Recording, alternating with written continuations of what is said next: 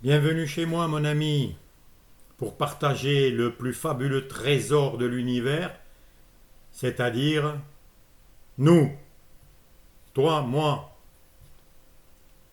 Nous sommes le plus grand trésor qui soit, ce qu'il y a de plus précieux.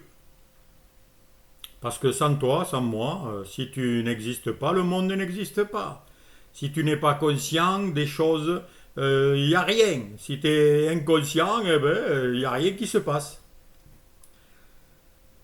Alors je vais parler bien sûr de ce que nous sommes vraiment, parce que comme tu as pu le constater, beaucoup sont frustrés, malheureux, malades. Qu'est-ce qui se passe? Alors je vais donner plusieurs analogies. Nous sommes un peu comme un immense ballon de mousse qui a été contracté, contracté, contracté. Et il se sent bien sûr tendu. Et ce ballon, il a envie quoi? De quoi? Il a envie de se détendre et de retrouver son aspect naturel. Et bien voilà. Nous sommes diminués, rapetissés. Et tous les événements qui se passent dans notre vie, en fait, tendent à relâcher cette tension.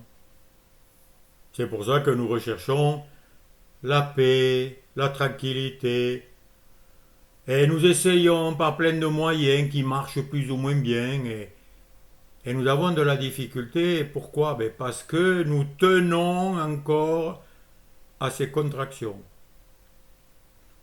En vérité, nous sommes conscience, une conscience illimitée, infinie dans le temps et dans l'espace. Mais nous nous sommes contractés pour être enfermés dans un petit corps qui est né, qui va mourir et qui est menacé par tout un tas de choses et qui est inquiet, qui souffre, est malade et tout ce qu'on veut. Alors il faut tout lâcher. Alors j'en parle dans toutes mes vidéos. Qu'est-ce qu'il faut lâcher? Il faut lâcher à tout ce qu'on tient de petit. Parce qu'on y tient à nos petitesses, à nos misères. Et on a tous l'idée de base qu'il faut ajouter quelque chose à ce qu'on est déjà, ou alors qu'il faut tout faire pour ne pas perdre ce qu'on a. Ce sont les deux faces de la même pièce.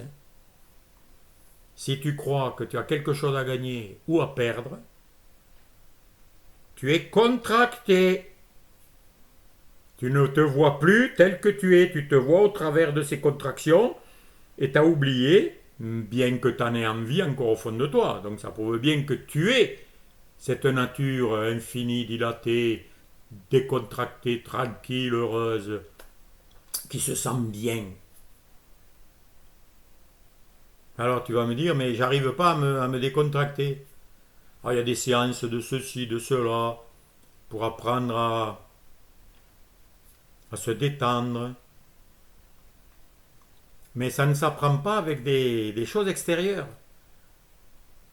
Ça ne peut se faire à la perfection pour arriver vraiment à la détente totale, c'est-à-dire à reconnaître notre véritable nature qui est enfermée. Ça aussi, c'est des métaphores. Le prisonnier qui veut pas sortir de sa prison. La métaphore que j'emploie souvent, c'est nous sommes une source qui pétille d'eau de la vie, d'eau délicieuse, mais qui a été recouvert par des gravats, des troncs d'arbres, des saletés, des cailloux. Et il coule un petit peu d'eau, voilà. Et le peu d'eau qui reste, eh ben, on essaie de survivre avec ça. Ou alors on peut voir aussi le torrent, le fleuve. qui coule à travers les rochers, qui jaillit, qui est souple, qui n'est pas arrêté par quoi que ce soit. Voilà, ça c'est la métaphore de notre être. Nous sommes ça. Mais nous mettons des barrages sur les rivières pour dominer l'eau. Parce qu'on veut tout contrôler. Pourquoi? Parce qu'on a peur, parce qu'on a oublié qui on est. Et l'eau stagne. Et puis, c'est pas normal. La vie circule moins bien, les poissons, tout. Et on s'est mis des barrages, des conditionnements de qui nous croyons être, de ce qu'on nous a dit. La peur, n'y va pas, non, ne lâche pas, ne te détends pas, tu peux pas te détendre. Si tu te détends, ça va aller mal, si tu t'occupes pas de tout. Si tu gères pas ta vie, si tu t'en occupes pas. Il faut gagner sa vie, mon ami, pour la perdre, oui. Tout ça, c'est des concepts qui nous bloquent comme des barrages. Et pourtant, au fond de nous, nous aimons voir un torrent couler, on aimons la souplesse, on aime voir danser. Pourquoi la danse, c'est beau? Parce que quelqu'un qui danse bien, il est fluide, il coule, il s'adapte, il est capable d'aller à droite, à gauche, en haut, en bas, de faire des choses incroyables. Et ça nous plaît. Ben oui, parce que ça nous rappelle qui nous sommes vraiment. Nous sommes le fleuve de vie. Nous sommes une conscience vive, vivante, qui découvre, qui s'agrandit, qui s'assouplit, qui a toujours besoin de créer de nouvelles choses. Et tout est nouveau à chaque instant. Mais nous, on ne veut pas du nouveau. On le dit tous en politique. Les gens, ils disent, ça va changer, votez pour moi, vous allez voir, ça va changer. Oui. On veut toujours que ça change, mais chez les autres. Mais nous, dès qu'il y a un petit changement, on s'énerve. Parce qu'on a oublié que toute nouveauté, tout changement est une manifestation de la vastitude de qui nous sommes. Nous sommes infinis. Donc les choses finies, limitées, ne nous satisferont jamais. Tu peux gagner le monde entier. Tu ne seras pas satisfait. Parce que la seule chose qui te satisfait, c'est d'être tout. C'est d'avoir tout. Et le tout, comme ce mot l'indique, n'a pas de limite. L'univers est infini. Il n'y a pas de limite. Et il n'y a que quand on est illimité qu'on est heureux et libre. Parce que quand tu es illimité, il n'y a pas de fin. Donc tu ne meurs plus. Tu n'as pas de commencement non plus. D'ailleurs, on ne le trouve pas, le commencement. On est beau chercher, on ne trouve rien. Les grands savants, ils ont dit, ouais, ça fait 13 milliards d'années ou 14 qu'il y a eu le Big Bang. Ben oui, mais avant, qu'est-ce qu'il y avait? Ça va, c'est infini. C'est ce que t'es, mon ami. Donc, c'est en acceptant tout ce qui te tend, tout ce qui te coince, en le regardant, en faisant une enquête, tu dois investiguer en toi-même pour voir ce qui se passe dans le trésor infini que tu es.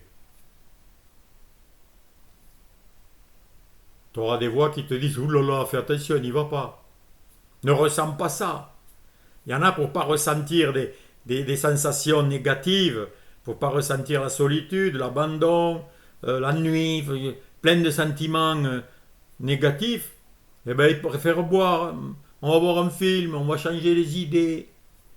Ben oui, tu essayes. Mais ce n'est pas avec les choses extérieures que tu vas y arriver. Parce que tant que tu fais ça, c'est que tu as peur d'aller voir ce qui se passe en toi. Et tant que tu te fuiras toi-même, eh ben, tu arriveras à rien. Parce que si tu te fuis, si tu fuis ton ombre elle est derrière toi, tu as peur de ton ombre et que tu cours pour qu'elle s'en aille, ben non, elle reste toujours là, puisqu'elle fait partie de toi. Le chien qui court après sa queue et qui tourne en rond, il veut attraper quelque chose comme si, en l'attrapant, il va être plus riche. Mais il ne sait pas que sa queue fait déjà partie de lui, il est déjà riche. Mais il croit qu'il est privé. Pourquoi? Parce qu'il a écouté des pensées qui l'ont fait se fuir lui-même, se quitter, se couper de soi, se couper de sa vraie nature, qui est magnifique et extraordinaire. Alors qu'est-ce que tu es? Quelque chose de facile à comprendre. Tout ce qui apparaît et qui disparaît ne peut pas être toi. Voilà. Quand tu as compris ça, eh bien, tu feras la différence entre ce qui apparaît et qui disparaît, c'est-à-dire ce qui change, ce qui est éphémère. Si tu tiens à ça, ben, tu vas souffrir parce que chaque fois que ça va disparaître, tu vas pleurer. Si tu t'attaches à quelque chose qui va disparaître, tu vas être déçu, c'est obligé. Donc, réalise bien en toi qu'est-ce que c'est qui est permanent, qui ne change jamais, mais qui peut faire toutes les expériences magnifiques, sans s'y attacher, sans les considérer comme importantes, simplement les célébrer. Tout ce qui change dans la vie, c'est des expériences à célébrer, magnifiques, mais à ne pas s'y attacher et à ne pas les mémoriser pour dire ah c'était bien. Ouais, mais c'était bien, ça n'existe plus. Et maintenant, est-ce que c'est bien? Oui, c'est bien, mais tu le vois plus parce que tu préfères regarder à ce qui n'existe pas. Donc tant que tu regardes quelque chose qui n'existe pas en disant c'est merveilleux et que tu ne regardes pas ce que t'es qui est réel, puissant et qui t'enrichit et qui te nourrit, eh bien, tu es déçu. Tu regardes un film sur l'écran, il apparaît puis il disparaît. Voilà. Moi, je me rappelle quand j'étais tout petit, j'avais regardé une bande dessinée, puis à la fin, il y avait marqué fin de l'épisode. Et j'étais triste. Parce que l'histoire était finie. Je demandais à mes sœurs ou à ma mère, mais qu'est-ce que ça veut dire fin de l'épisode? Ça continue pas. Alors on m'expliquait, bon, ben, j'ai compris à force, mais voilà, une histoire, elle commence et elle finit. Ce corps, il se fait des expériences. Il grandit, il se développe, il change. Donc, tu n'y attaches pas. Le corps, c'est pas toi. Toi, tu es qui? Eh bien, découvre-le. Moi, je te mets des mots. Je te dis, c'est conscience infinie, esprit lumineux, âme éternelle. C'est des mots. T'en as d'autres en chinois, en latin, en japonais, des mots. Mais les mots servent à pointer vers la réalité. Donc arrête de courir après des ombres, après des choses qui vont disparaître. Cherche, investigue, trouve ce que tu es déjà. Parce que tu n'as pas à le fabriquer, tu n'as pas à l'ajouter, tu n'as pas à le transformer, tu l'es déjà. Mais c'est voilé. Donc tu dois dévoiler, enlever ce qui obscurcit ta vue, les pots de saucisson que tu as sur les yeux spirituels de ton cœur. C'est très simple, comme je le dis. Mais pourquoi c'est compliqué? Ben parce qu'on y est attaché. Parce qu'on croit que nos croyances auxquelles nous croyons être, ce que je crois être, c'est pas ce que je suis. Ce que je suis n'a pas besoin de croyances. Je suis. Et ce que je suis est beaucoup plus grand que tous les masques, toutes les significations, toutes les croyances que je me suis mis dessus. Alors une autre analogie, c'est comme quelqu'un qui fait un voyage, et nous sommes en voyage, justement pour découvrir toujours de plus en plus notre être magnifique, ou la vérité, ou la réalité. Tout ça, c'est les mots synonymes.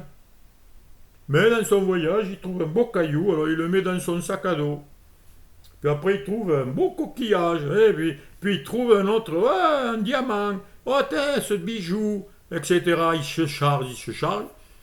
Et puis il commence à dire, ah, je suis fatigué, c'est dur la vie. Hein. Ouais, tu lui dis, ben, t'as un sac à dos, jette-le, ça sert à rien.